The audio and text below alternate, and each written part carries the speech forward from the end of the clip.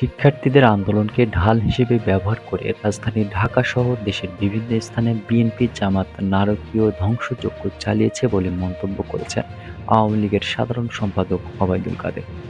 রাজধানীর তেজগাঁওয়ে ঢাকা জেলা আওয়ামী লীগের কার্যালয়ে ঢাকা-৪, ঢাকা-৫ এবং ঢাকা-১৮ আসনের সংসদ সদস্য ও স্থানীয় নেতাদের সঙ্গে বৈঠকে এ মন্তব্য করেন ওবায়দুল কাদের।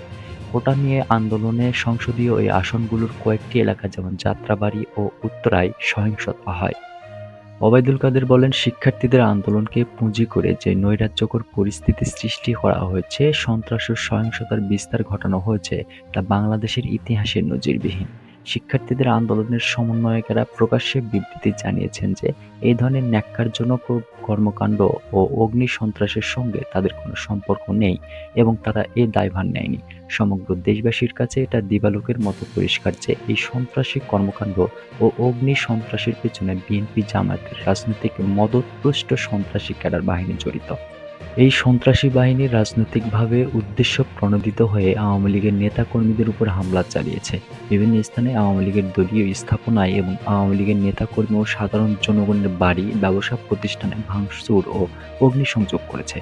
তারা উন্নয়ন অগ্রগতির বিভিন্ন স্মারক যেমন মেট্রো রেল, ঢাকা দ্রুতগতির উড়াল সড়ক, মেয়র হানিফ উড়াল সড়ক, বিটিভি ভবন, সেতু ভবন, স্বাস্থ্য অধিদপ্তর ভবনসহ অসংখ্য স্থানে হামলা ও অগ্নিসংযোগ করে।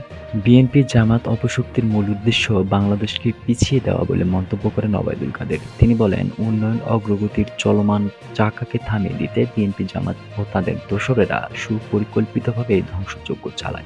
এই অপশক্তি মহান মুক্তিযুদ্ধ ও স্বাধীনতার মূল চেতনার বিপরীতে দাঁড়িয়ে বাংলাদেশকে একটি অকার্যকর রাষ্ট্রে পরিণত করতে চায়, যা আমরা কোনোভাবেই হতে দিতে পারি না।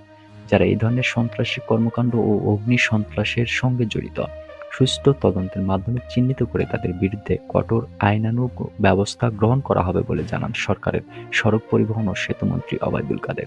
তিনি বলেন, সরকার দেশের জনগণের প্রতি দায়বদ্ধ। এই দায়বদ্ধতা পূরণে কোনো অপশক্তিকে কোনো ছাড় দেওয়া হবে না। এই সহিংসতার সঙ্গে জড়িত সবাইকে বিচারের মুখোমুখি হতে হবে।